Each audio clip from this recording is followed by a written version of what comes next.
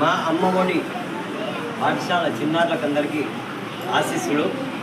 ఈరోజు ఎంత డేటు? 31.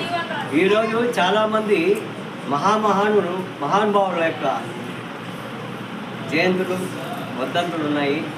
కానీ ఇంతమంది జయంతి వర్ధంతి ఒకేసారి రావడం అనేది చాలా అరుదు. నేను ఈరోజు చాలా ఆశ్చర్యపోయి వేసును. సరే ఏదో చిన్న కార్యక్రమం చేద్దాము అనే ఉద్దేశంతో వచ్చా. దానికి పొద్దున్నే ఫస్ట్ మీ హిందీ టీచర్ గారికి ఫోన్ చేశారు, రైనా మేడం గారికి. అడిగా మేడం, ఏం మేడం అంటే ప్రేమ్చంద్ గారి జయంతి సార్ అని. ఏమి తెలుసా మీకు? మున్షీ ప్రేమ్చంద్ ఈయన పెద్ద మంచి ఉపన్యాసకుడు, సాహిత్యంలో మహాసామ్రాట్.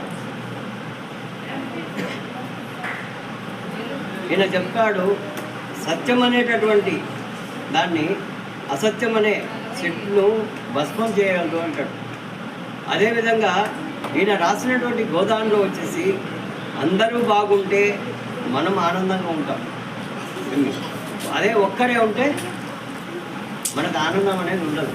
కాబట్టి ఆయన చెప్పిన దాంట్లో కూడా మన తెలుగులో కూడా ఒక వాక్యం ఉంది, సర్వే జనా సుఖినో భవంతు అని. ఎదుటివాడు బాగుండాలా, మనము బాగుండాలా, అందరూ బాగుంటే అప్పుడే ఆనందంగా ఉంటుంది. వారి ఆలోచన విధానము ఆ విధంగా ఉండేది. ఈరోజు మున్షీ ప్రేమ్చంద్ గారి జయంతి సందర్భంగా ఆయన ఒకసారి మర్చిపోతున్నాం. అదేవిధంగా మహాకవి, హిందీ మహాకవి గోస్వామి తులసీదాస్ గారు, ఆయన రామచరిత మానస్ను రచించడం జరిగింది.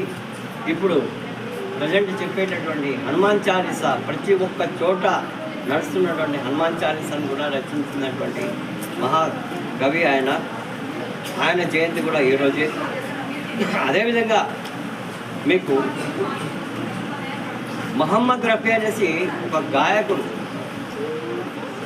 పాత సినిమాల్లో ఆరాధన అనే సినిమాల్లో కూడా తెలుగులో నామదిని నిలిపించిన పాట పాడటం. ఆయన గారి వర్ధంతి.